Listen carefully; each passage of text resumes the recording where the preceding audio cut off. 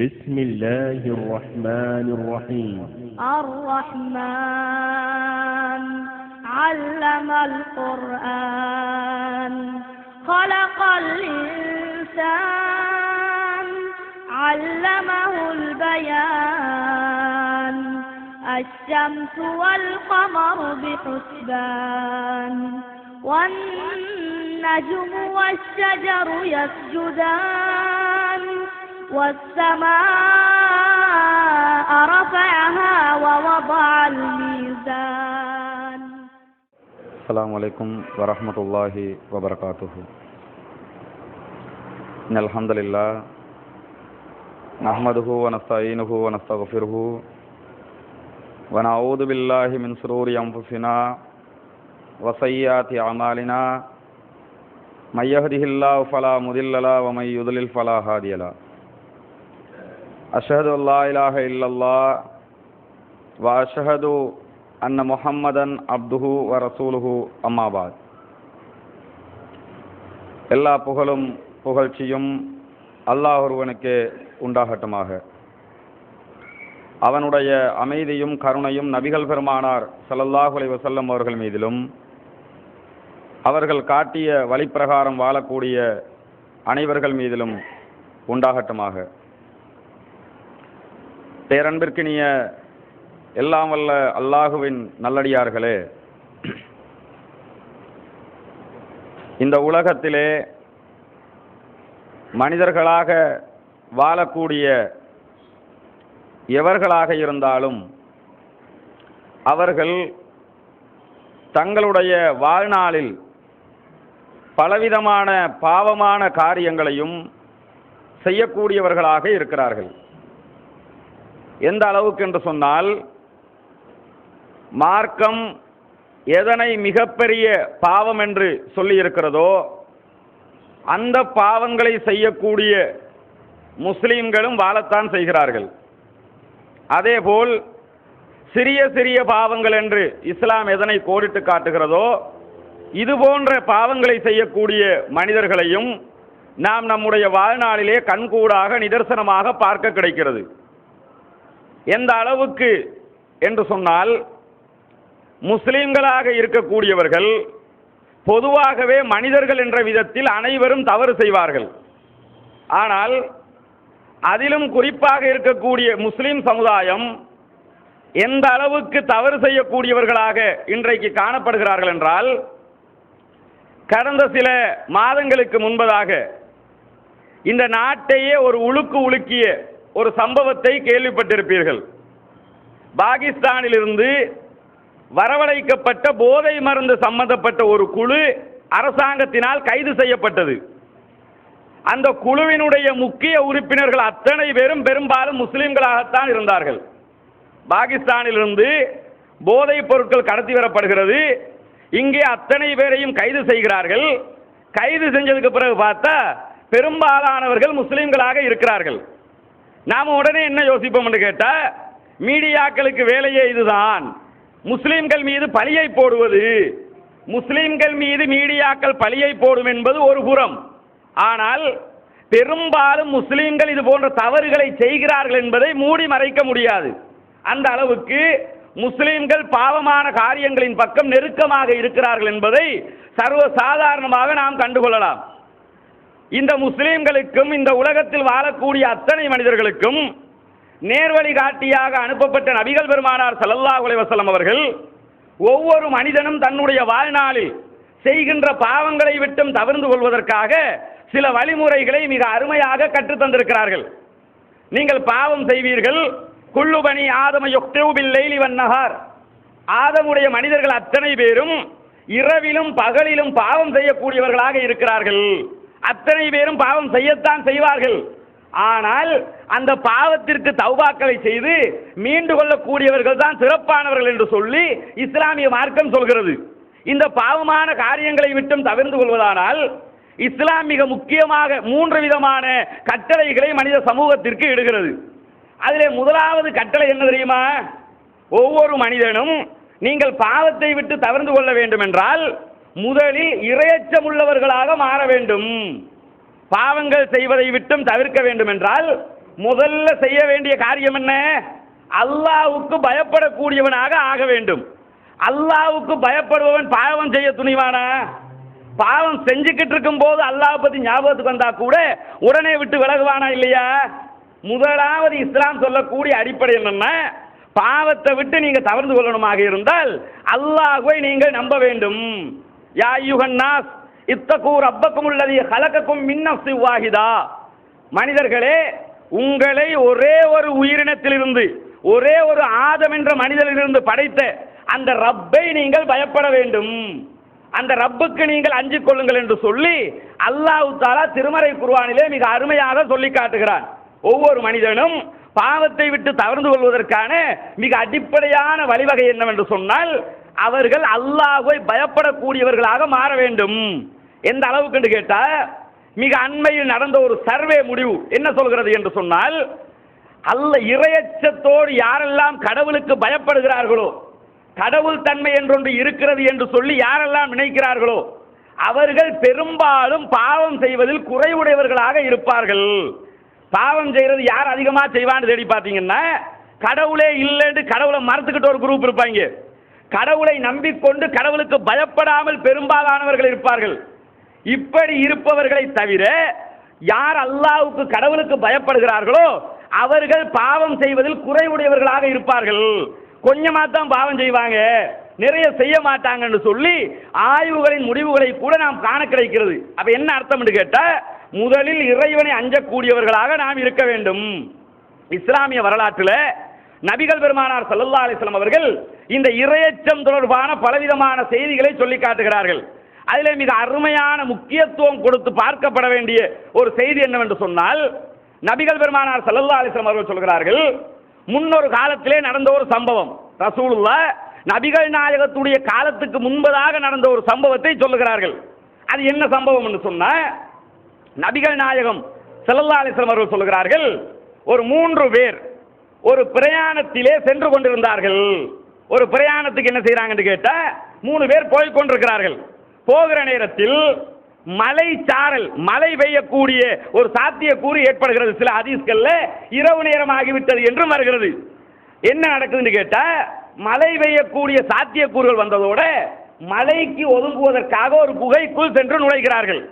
குகைக்குள்ள போனதோட மலையில மேலே இருந்த கற்பாறை ஒன்று உருண்டு வந்து அந்த மலை குகையினுடைய ஓட்டையை அடைத்து விடுகிறது. அடைச்சு விட்டதுக்கு அப்புறம் என்ன யோசிக்கிறாங்க தெரியுமா? இப்ப வெளியே போறதுக்கு எந்த வழியும் இல்லை. உள்ள ஒரு செல்போனாவது இருக்கும்னா போன் போட்டு அஸ்ஸலாமு அலைக்கும் நான் இங்க தான் இருக்கிறேன் வாங்க வெளியே எடுத்துருங்கன்னு சொல்லலாம். ரசூலுல்லாஹ் காலத்துல செல்போன் இருந்துச்சா? அல்லது இந்த காலத்துல மாதிரி ஒரு டொங்கலை லேப்டாப்பையும் வச்சிருந்தாண்டா கூட ஏதாவது ஒரு இணையதள மெயிலையாவது அனுப்பி விட்டுருப்பான். அந்த காலத்துல அப்படி செய்ய முடியுமா? செய்ய முடியாது. அடப்பட்டு உள்ள மாட்டிக்கிட்டதோட 3 பேரும் என்ன முடிவு எடுக்கிறாங்க தெரியுமா? இங்க இருந்து தப்பிக்கணுமா இருந்தா நமக்குள்ள ஒரே வழி நாம செஞ்ச நலவுகளை சொல்லி அல்லாஹ்விடத்துல கேட்கறது தான். இதுவே அடிப்படையாக அவர்களுக்கு இறையச்சம் இருக்கிறது என்பதற்கு ஒரு அடிப்படையான தகவல். என்ன முடிவெடுக்கிறாங்க? நாம தப்பிக்கணும்னா நம்மளை யாரும் வந்து காப்பாற்ற முடியாது. இந்த காலத்துல நாம மாட்டிக்கிட்டானே யோசிப்போம். அதான் செல்போன் கையில இருக்குல்ல, சொன்னா ஜேசிபியை கொண்டாந்து எடுத்து வெளியே எடுத்து போயிட போறாங்க. நமக்கு உடனே தப்பிப்பதற்கு வேறு விதமான வழிகள் தான் தோன்றும். ஆனா அந்த மக்கள் என்ன யோசிக்கிறாங்க தெரியுமா? அல்லாஹ்ட்ட கேட்போம், நாம செஞ்ச நன்மைகளை சொல்லுவோம், நன்மைகளை சொல்லி மன்றாடுவோம், அவன் நம்மளை காப்பாற்றுவான் என்று சொல்லிட்டு முதலாவது ஒரு நபர் அல்லாஹ்விடத்தில் கையேந்துகிறார். இறைவா, என்னுடைய பெற்றோர்கள் வயது முதிர்ந்தவர்களாக இருக்கிறார்கள், அவருக்கு வயது முதிர்ந்த பெற்றோர்கள் இருக்கிறார்கள். இந்த வயது முதிர்ந்த பெற்றோர்களுக்கு நான் எந்த அளவுக்கு சேவகம் செய்வேன் தெரியுமா? நான் செய்கிற தொழில் ஆடு மாடுகளை ஓட்டிக்கொண்டு ஆடு மந்தைகள் மேய்க்கக்கூடிய தொழிலைத்தான் செய்கிறேன். அதிலிருந்து பாலை கலந்து கொண்டு நான் வீட்டுக்கு வருவேன்.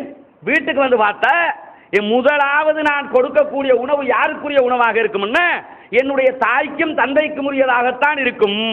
பாலை கறந்து வீட்டுக்கு எடுத்துட்டு வருவாரு. வீட்டுக்கு எடுத்துட்டு வந்து முதல்ல யாருக்கு சாப்பாடு கொடுப்பாரு தெரியுமா? உம்மாக்கும் பாப்பாக்கும். நாம சாப்பாடு கொடுக்கணும்னா முதல்ல யாருக்கு கொடுப்போம்? வைஃபுக்கும் பிள்ளைக்கும்.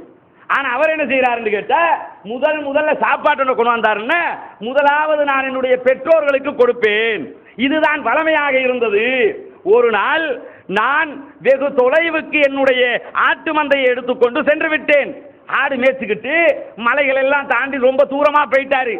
போய் பாலெல்லாம் கறந்துக்கிட்டு ரிட்டர்ன் வந்து பார்க்கும்போது இருட்டிருச்சு, அம்மா அப்பா தூங்கிட்டாங்க. தூங்கினதோட என்ன பார்க்குறாரு தெரியுமா? உம்மா அப்பாவுக்கு கொடுக்காம நான் பிள்ளைகளுக்கு கொடுத்ததே இல்லையே, முதல்ல பெற்றோர்களை கொடுத்துக்கிட்டு இருக்கிறேன், இப்போ உம்மா அப்பா தூங்குறாங்களே என்ன செய்யறதுன்னு சொல்லிட்டு அம்மா அத்தா எலும்புற வரைக்கும் அவர்கிட்டலே காத்து நிற்கிறாரு. அவங்க எலும்பி அவங்களுக்கு கொடுத்ததுக்கு பிறகு பிள்ளைகள் சாப்பிட அவரே சொல்றார். ரசூலுல்லாஹி ஸல்லல்லாஹு அலைஹி வஸல்லம் சொல்கிறார்கள், என்னுடைய அந்த மனிதன் சொல்வதாக சொல்கிறார்கள், என்னுடைய குழந்தைகள் அழுது கொண்டிருந்தது, பசியால் துடித்துக் கொண்டிருந்தது, என்னுடைய பெற்றோருக்கு கொடுக்க வேண்டும் என்பதற்காக அவர்களுக்கு கொடுத்து முடித்ததன் பின்னால் தான் பிள்ளைகளுக்கு கூட கொடுத்தேன். ரப்பே, நான் இப்படி செய்தது உன்னை பயந்த காரணத்தினால். அல்லாஹ் சொல்றானா இல்லையா? வலா தகுல்லஹுமா உஃபின், சீ என்று கூட சொல்லாதீர்கள் என்று பெற்றோர்களை கவனிக்கும்படி அல்லாஹ் சொல்லுகிற காரணத்தினால, உனக்கு பயந்ததுனால தான் நான் இதை செஞ்சேன், எங்களுக்கு இதை விட்டு வெளியே செல்வதற்கான வாய்ப்புகளை ஏற்படுத்தித்தா அப்படின்னு கேட்கிறாங்க. உடனே கட்பாறை என்ன செய்யுதுன்னு கேட்டா கொஞ்சம் தூரம் வழி விடுக்குது, ஆனா வெளியே போக முடியாது, கொஞ்சம் அப்படி வெளிச்சம் வர்ற மாதிரி இருக்குது. ரெண்டாவது நபர் என்ன செய்யறாருன்னு கேட்டா அவர் அல்லாஹ்ட்ட கையேந்துறாரு. அல்லாஹ்ட்ட கையேந்தி அவர் என்ன சொல்றாரு தெரியுமா? இறைவா, என்னுடைய சிறிய தந்தைக்கு ஒரு மகள் இருந்தால், சாச்சாவுக்கு ஒரு பிள்ளை இருந்திருக்குது, அவளை எனக்கு இந்த உலகத்திலே யார் மீதும் இல்லாத விருப்பம் அவள் மீது எனக்கு இருந்தது. இவருக்கு சாச்சாட மகன்டா ரொம்ப பிடிக்கும். நம்ம வீட்டுல அப்படி சாச்சாட மகனா தங்கச்சின்னு வச்சிருப்போம். மார்க்கெட்டில் தங்கச்சி உண்டா? சாச்சார மகளை பார்த்து கேட்டா அவ தங்கச்சி தானே. மச்சானையே சர்வசாதாரணமா பழக விடுற ஒரு சமுதாயமாக நாம கேடுகட்டு போய் இருக்கிறோமா இல்லையா? மச்சானும் மதுரையும் கையை பிடிச்சி காலை பிடிச்சி விளையாடிக்கிட்டு இருப்பாங்க. மச்சானும் மதுரையும் விளையாடாம யார் விளையாடுறது? அப்படித்தானே நாம கேட்போம். இஸ்லாத்துல அது உண்டா? இல்ல. இவர் என்ன பார்க்கிறாருன்னு கேட்டா சாச்சாவுடைய சின்ன பாப்பாவுடைய மகளை எப்படியாவது நாம அடைஞ்சிக்கிறணும், அவருக்கு ஒரு ஆசை இருந்துச்சு. பல விடுத்தம் அப்படி இப்படி பாயிண்ட போட்டு பார்க்கிறாரு, செட் ஆகல. யோசிச்சுக்கிட்டே இருக்கிற நேரத்தில் இவற்றை நிறைய காசு பணம் உள்ள ஒரு மனிதராக இருக்கிறாரு. என்ன ஆகுது தெரியுமா? திடீரென்று சொல்லி குறித்த அந்த பெண்மணிக்கு கடுமையான வறுமை ஏற்பட்டு விடுகிறது. வறுமை வந்தா என்ன நடக்கும்? நபிகள் நாயகம் ஸல்லல்லாஹு அலைஹி வஸல்லம் அவர்கள் சொல்கிறார்கள், உங்களை வறுமை உங்களை குஃபுருக்கும் விட்டு செல்லும். வறுமை வந்து காசு இல்லைன்னு வைங்க, தின்ன வழி இல்லாட்டி அல்லாஹ் இல்ல இயேசுதான் கடவுள்னு போறது கூட தயாராகிடுவாங்க, சாப்பிட உசுறு வாழணுங்கிறதுக்காக. அது மாதிரி இந்த பெண்மணிக்கு கஷ்டம் ஏற்படுகிறது. அந்த மனிதர்கிட்ட போய் சொல்றா, எனக்கு கஷ்டமா இருக்குது, ஏதாவது ஹெல்ப் பண்ணுங்க. இவர் என்ன பார்க்கிறாரு? இவ்வளவு காலமா தேடிக்கிட்டு இருந்தது பழம் நழுவி பாலுக்குள்ள உள்ள போகுது, உடனே அபகரிச்சுக்கிறேன்னு என்ன பாயிண்ட போடுறாரு தெரியுமா? உனக்கு நான் 120 தீனார்கள் அல்லது தங்க காசுகள் உனக்கு நான் தருகிறேன், வச்சுக்க. ஆனால் உன்னை நீ எனக்கு அர்ப்பணிக்க வேண்டும், விபச்சாரத்துக்கு நீ ரெடி ஆகணும் அப்படிங்கிறாரு. அந்த அம்மாவும் என்ன சொல்லிடுச்சு? சரி பிரச்சனை இல்லை, நான் உசுறு வாழணும், எனக்கு பணம் வேணும், நான் விபச்சாரத்துக்கு ஒத்துக்கொள்றேன் சொல்லி ஒத்துக்கொண்டு விபச்சாரத்திற்கு செல்கிறார்கள். எந்த அளவுக்கு என்று சொன்னால் விபச்சாரத்தின் கடைசி கட்டம், அதுதான் லாஸ்ட். அந்த அளவுக்கு போகும்போது அந்த பொம்பளை என்ன செய்யறா தெரியுமா? இத்தக்கில்லா, நீ அல்லாஹ்வை பயந்துக்க, எனக்கு காசு இல்லைங்கிறதுனால நான் இதுக்கு ஒத்துக்கிட்டேன், ஆனா நீ அல்லாஹ்வை பயந்துக்க, அல்லாஹ் பார்த்துக்கிட்டு இருக்கிறான், நாம செய்யறது மிகப்பெரிய பாவம், மிகப்பெரிய தவறு அப்படின்னு சொல்லி அந்த குறித்த மனிதரிடத்தில் சொல்லுகிறார்கள். சொல்லிட்டு சொல்ற, என்னுடைய கற்பை அனுமதி இல்லாமல் அபகரித்து விடாது, நீ கல்யாணம் கட்டி என்ன அனுபவிச்சா அது வேற, அனுமதி இல்லாமல் விபச்சாரத்தின் மூலமாக என்னை நீ அடைந்து கொண்டு விடாது அப்படின்னு சொன்னதோட இவர் உடனே ரிட்டர்ன் ஆயிடுறாரு. விபச்சாரம் பண்ணல, அல்லாஹ் பயந்துக்கன்னு சொன்னதோட அல்லாஹ் மேல வந்த பயம் ரிட்டர்ன் ஆயிடுறாரு. வந்ததோட அல்லாஹ்ட்ட பிரார்த்திக்கிறார், இறைவா நான் இப்படி எதுக்காக செஞ்சேன்? உன்னை பயந்ததுனால தானே செஞ்சேன், உன் மீது கொண்ட பயம் இந்த பாவத்தை விட்டும் என்னை தடுத்தது ரப்பே, நீ என்னை இந்த பாறையை விட்டும் வெளியே கொண்டு வந்து விட்டு விடு. ரெண்டாவது பிரார்த்தனை செஞ்சு முடிக்கிறாரு. கல் இன்னும் கொஞ்சம் அகழுது, ஆனா வெளியே போக முடியல. இப்போ கொஞ்சம் தெரியுது, பார்க்கறதுக்கெல்லாம் விளங்குற மாதிரி இருக்குது, ஆனால் வெளியே செல்ல முடியவில்லை. மூன்றாவது நபர் என்ன செய்யறாருன்னு கேட்டா அவர் அல்லாஹ்ட்ட கையேந்துறாரு, இறைவா என்னிடத்தில் ஒரு வேலையாள் இருந்தான், கூலி வேலை செய்த ஒரு வேலைக்காரன் எனக்கு இருந்தான். அந்த வேலைக்காரன் ஒரு நாள் வேலை செய்து விட்டு சம்பளம் வாங்காமல் சென்று விட்டான். வேலை செய்யறாரு, கூலியை வாங்காம போயிட்டாரு. போனதோட என்ன ஆகுது தெரியுமா? இவர் யோசிக்கிறாரு, கூலியை வாங்காம போயிட்டானே. நாம என்ன யோசிப்போம்? கூலி தானே, 150 ரூபா காசு, 500 ரூபா காசு, திருப்பி வந்தானா கொடுத்துக்கிறோம்னு நாம நினைப்போம். இவர் என்ன நினைக்கிறார் தெரியுமா? செஞ்ச வேலைக்கு கூலி எடுக்காம போயிட்டாரு, இந்த கூலியை நாம் சேமித்து வைக்க வேண்டும். எப்படி சேமித்து வைக்கிறாரு? அவர் ஒரு ஆட்டு மந்தை, அவருடைய கூலிக்கு கணக்காக ஒரு ஆடோ 2 மாடோ வச்சிருப்பாரு போல் இருக்கு. வச்சு விட்டதோட அது பல்கி பெருகுது, மந்தையா மாறுது. இவருடைய சொத்துன்னு சொல்லி இவர சம்பளம் சொல்லி இந்த காலத்துல நீங்க 1000 ரூபாய் காசு வச்சா காசு வளருமா? காசு வளராது. 1000 ரூபாய் தான் இருக்கும். ஆனா ஒரு மாட்டை வாங்கி விட்டீங்கன்னா குட்டி போட்டு அப்படி பெருகி வருமா இல்லையா? இவர் ஆடு மாடெல்லாம் வாங்கி விட்டதோட அது குட்டி போட்டு பெருகி ஒரு மந்தையாக மாறிவிட்டது. ஒரு காலத்துக்கு பிறகு 2-3 வருஷமா இருக்கும் போல் இருக்கு. அவர் வர்றாரு, வந்து கேட்கிறாரு, நான் உங்ககிட்ட வேலை செஞ்சேன், எனக்குரிய கூலியை நீ தராம விட்டுட்ட, என் கூலி எனக்கு தாப்பான்னு கேட்கிறாரு. கேட்கும்போது அந்த ஆள் என்ன சொல்றாரு தெரியுமா? நீங்க வேலை செஞ்சதுக்கு கூலி தெரியுமா? இந்த இருக்குதுல்ல ஆட்டு மந்தை, இது ஊரா உங்க கூலி தான். திருப்பி அவர் கேட்கிறாரு, என்ன பார்த்தா கிண்டலா இருக்குதா, என்னை கிண்டல் செய்கிறீர்களா அப்படின்னு கேட்கிறாரு. இவ்வளவு நான் செஞ்ச வேலைக்கு கூலியா? நான் செஞ்ச வேலைக்கு ஒரு ஆட்டுக்குட்டி தர்றதே பெரிய விஷயம், நீ ஒரு மாட்டு மந்தையே தந்த எப்படிப்பா இது நிஜமாகும் அப்படின்னு கேட்டதோட, நீ செஞ்ச கூலியே நான் இப்படித்தான் பாதுகாத்தேன், அது வளர்ந்து பெருகி இருக்கிறது, எடுத்துக்கொண்டு போ அப்படிங்கிறாரு. எவனுக்காவது மனசு வருமா? இந்த காலத்துல நாம எப்பயாவது அப்படி செய்வோமா? கூலி கொடுத்தவன் கூலி எடுக்காம போய் ஒரு 2 வருஷத்துக்கு பிறகு வந்தா உன்னை பார்த்ததாவே ஞாபகம் இல்லையப்பான்றாங்க. அன்னைக்கு தந்த மாதிரி ஞாபகம் இருக்குது, சரி ஒரு 3 நாள் கழிச்சு வா, என்ன பழைய ரெக்கார்டு எல்லாம் பார்த்துட்டு சொல்றேன், உனக்கு சம்பளம் தந்தனா இல்லையான்னு சொல்லி ரெசிப்ட் புக் எல்லாம் செக் பண்ணிட்டு சொல்றேன்பா. சொல்லுவோமா இல்லையா? ஒரு 1000 ரூபாய் காசுக்கு 3 நாள் டைம் கொடுத்து அவர் வந்ததுக்கு பிறகு உட்கார்ந்து ரெசிப்ட் புக்கை செக் பண்ணிட்டு இருந்தா 1000 ரூபாய் இல்லாட்டி போன்னு அனுப்பி விட்டுருவோம். ஆனா அவர் என்ன செய்யறாரு? முழு மந்தையும் எடுத்துக்கிட்டு போன்னு அனுப்பி விட்டாரு. இதை சொல்லிட்டு அல்லாஹ்விடத்துல கேட்கிறார், ரப்பே நான் இது எதுக்காக செஞ்சேன்? எனக்காக நான் செய்யல, உனக்காகத்தான் செஞ்சேன், உனக்கு பயந்த காரணத்தினால் செய்தேன் இறைவா என்று சொன்னதோட அல்லாஹ் தஆலா அவர்களுக்கு வழிவிட்டான் என்ற செய்தியை நபிகள் பெருமானார் ஸல்லல்லாஹு அலைஹி வஸல்லம் அவர்கள் சொல்லி காட்டுகிறார்கள். புகாரியிலே இந்த ஹதீஸை பார்க்க முடியும். இதுல இருந்து என்ன விளங்குது தெரியுமா? பாவங்களை விட்டு தவிர்த்து கொள்ள வேண்டும் என்றால் முதலாவது ஒவ்வொரு மனிதனுக்கும் அல்லாஹ்வின் மீது பயம் வேண்டும். விபச்சாரத்துக்கு போனவனே ரிட்டன் வர்றான்டா, என்ன காரணம்? அல்லாஹ் பயப்படுறாரு. அவர் கூலியால் எடுத்த கூலியை கொடுக்காம விட்டு திருப்பி கொடுக்கிறார்னா என்ன காரணம்? அல்லாஹ்வுக்கு பயப்படுகிறார். இந்த இரையச்சம் வந்தால் இந்த இஸ்லாமிய சமுதாயத்தில் பெரும்பாலான தீமைகள் இல்லாமல் போய்விடும்.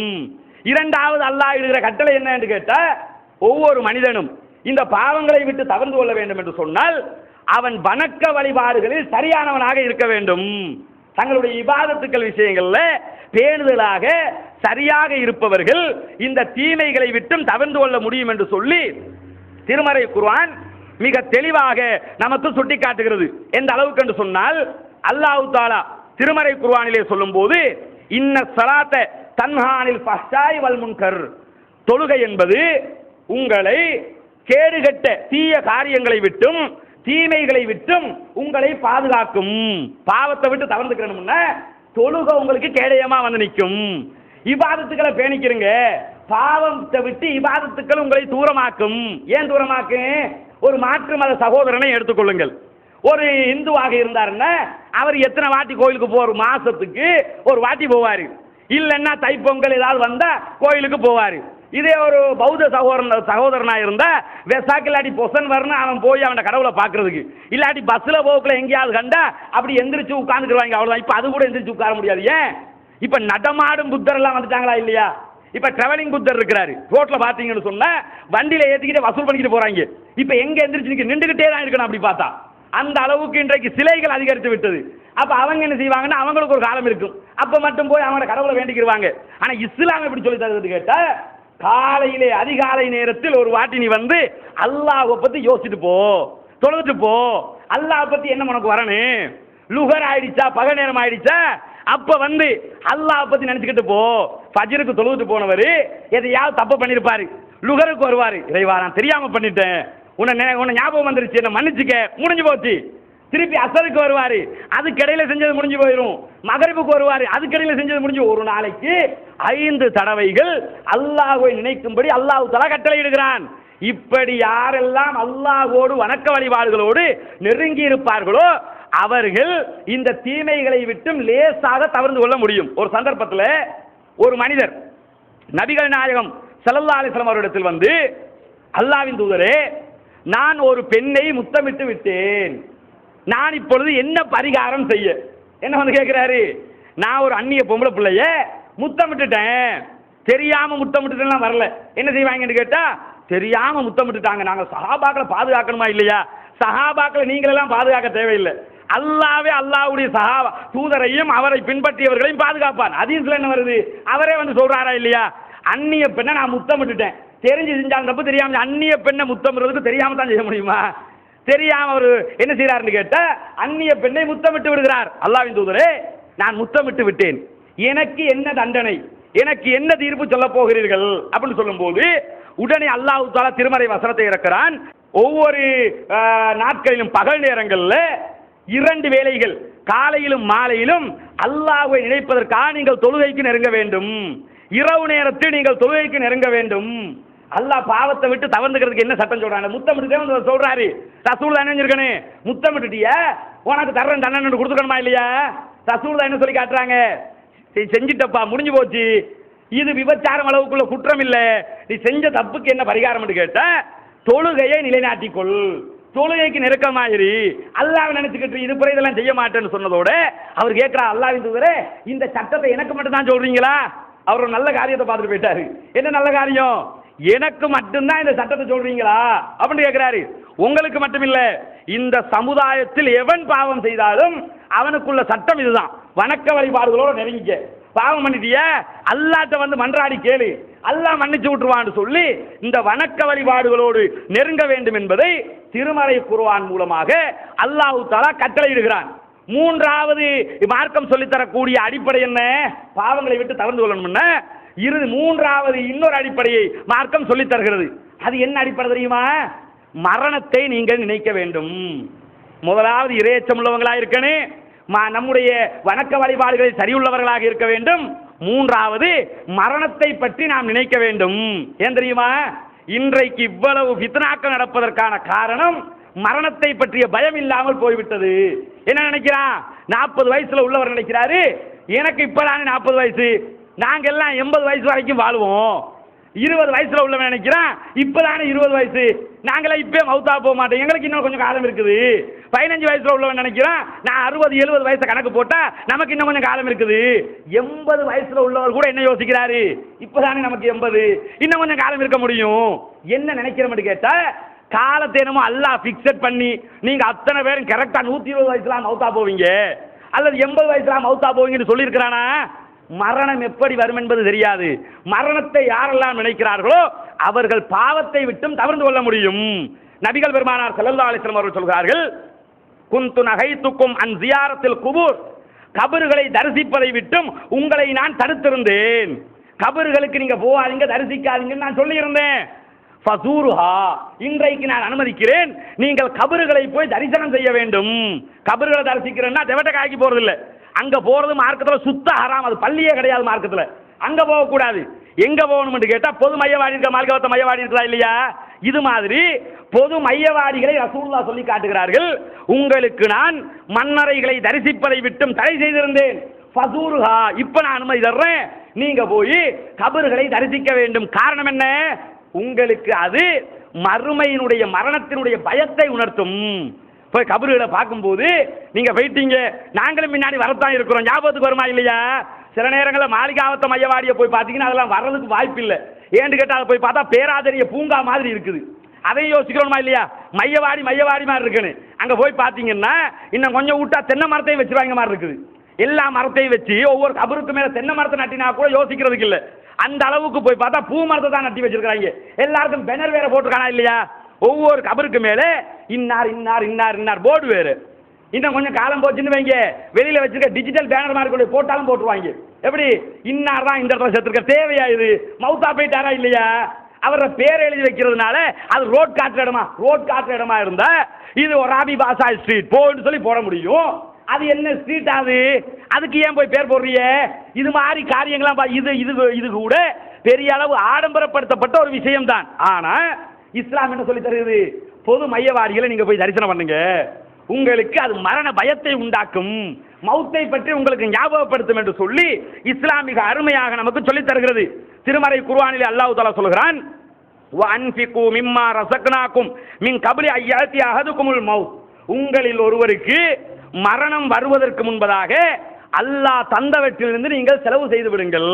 அல்லாஹ் சொல்றான், காசு காசு காசுன்னு சேகரிக்கிறீல்ல, இந்த பணத்தை உங்களுக்கு மரணம் ஏற்படுவதற்கு முன்பதாக நீங்கள் அல்லாஹ்வின் பாதையில் செலவு செய்து விடுங்கள் என்று சொல்லிட்டு ஃபயகூலு ரப்பி லௌலா அഖர்தனி இலா அஜலின் கரீப்.